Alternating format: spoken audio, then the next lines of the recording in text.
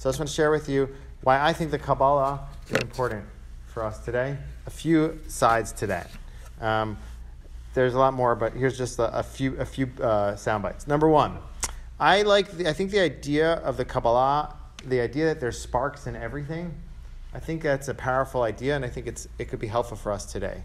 The philosophy is like this: in every single thing, there's a divine element. Otherwise, that wouldn't have existence. You need to have some sort of divine life force in order to be in existence in this world. So everything has a spark. Now, this can be an important philosophy in the sense that it can help us learn to look at other people in a positive way. Always look for the divine spark in the other person. See some sort of good aspect to them. See some good intentions. See some sort of good in them based on this theory of the sparks. Rabbi Nachman of Breslov extends it to ourselves too. He says like this: you must find the good in yourself. Search until you find some little good in you. You must search and search until you find some good point inside yourself to give you new life and make you happy.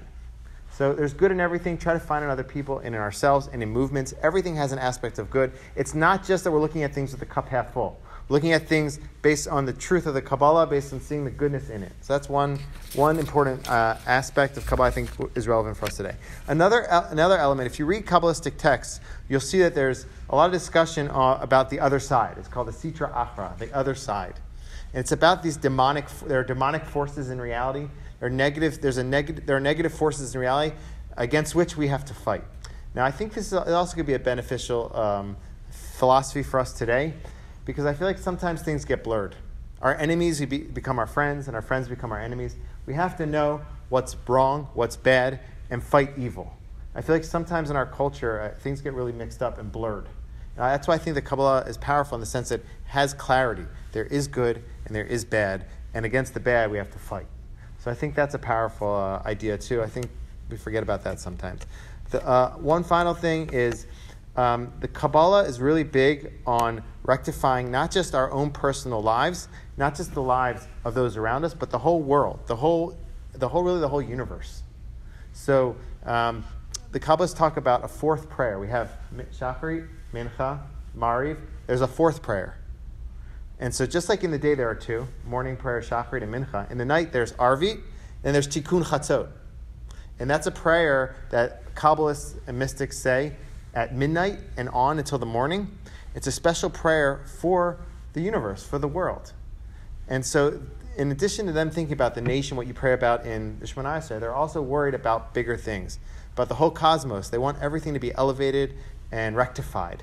And so I think that's also going to be a beneficial approach. If you go through the texts, there's a lot of discussion about this, how to elevate the worlds, how to fix the worlds, how to make everything around us elevated. So I think that could be an important piece too, in the sense that sometimes we get focused really on ourselves and our own lives, and this could be a contribution from the Kabbalah.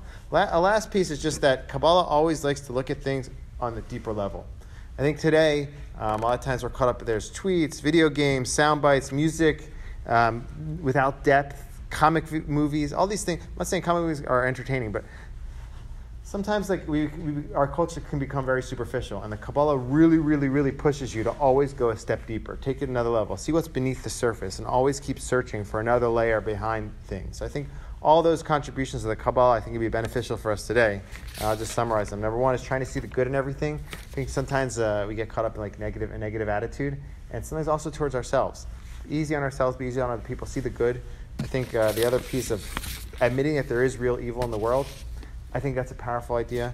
Another thing is that our goal should be elevating not just ourselves, but the whole world. And lastly, to see things on a deeper level, not just see beyond the surface, see things on a deeper level. And so that's the power of Kabbalah, and that's why I think we're celebrating on this day of Lag BaOmer.